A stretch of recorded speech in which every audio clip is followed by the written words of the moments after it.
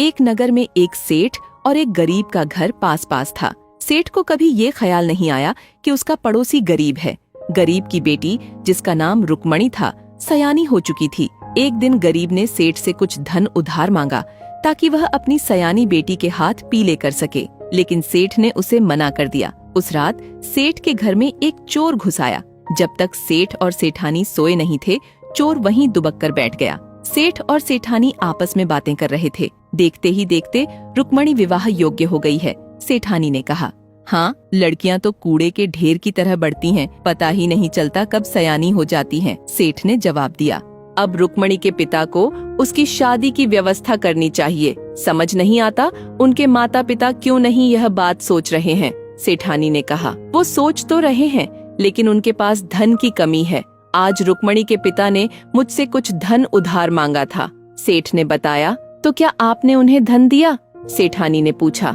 नहीं, मैंने उसे देने से मना कर दिया, क्योंकि मुझे लगता था कि वो गरीब आदमी है और वो कैसे लौट आएगा।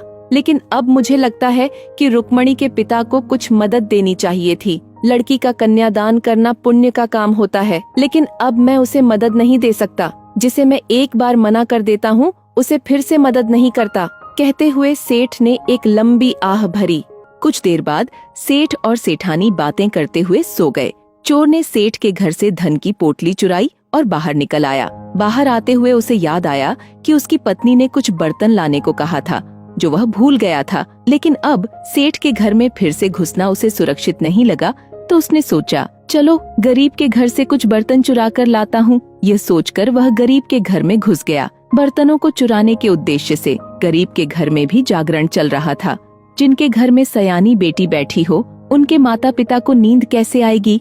चोर छिपकर बैठ गया। तो सेठ ने धन देने से इनकार कर दिया? गरीब की पत्नी ने कहा, हाँ, उसने इनकार कर दिया, लेकिन वह अपनी जगह पर सही भी था। वह एक व्यापारी है, उसे धन का लेन देन करना होता है। अगर हम समय पर धन नहीं लौटा पाते तो उसकी व्यापारिक पूंजी अटक जाएगी। अब उसे भी अपनी स्थिति का ख्याल रखना होगा, गरीब ने कहा, और फिर एक गहरी आह भरी। परंतु आप जानते हैं ना कि रुक्मणी की उम्र 16 वर्ष हो चुकी है, और उन सन्यासी बाबा ने कहा था कि अगर 17 वर्ष की होने तक उसका विवाह नहीं हुआ तो रुक्मणी की मृत्यु हो जाएगी।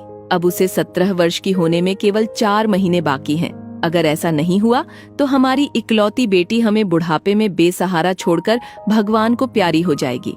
गरीब की पत्नी सुबकते हुए बोली, हाय मेरी किस्मत, मुझे गरीब के घर जन्म दिया और साथ में रुक्मणी को यह अभिशाप मिला। मैं क्या करूं? कहां से धन लाऊं उसका कन्यादान करने के लिए? इससे तो बेहतर होता ईश्वर रुक्मणी की जगह मेरे प्राण ले ले। गरीब ने एक गहरी आह भरी। चोर सब कुछ सुन रहा था। उसने सोचा, मैं तो अपनी मौज मस्ती के लिए चोरी करता हूँ, लेकिन असली धन की आवश्यकता तो इस गरीब को है, वरना इसकी बेटी मृत्यु को प्राप्त हो जाएगी।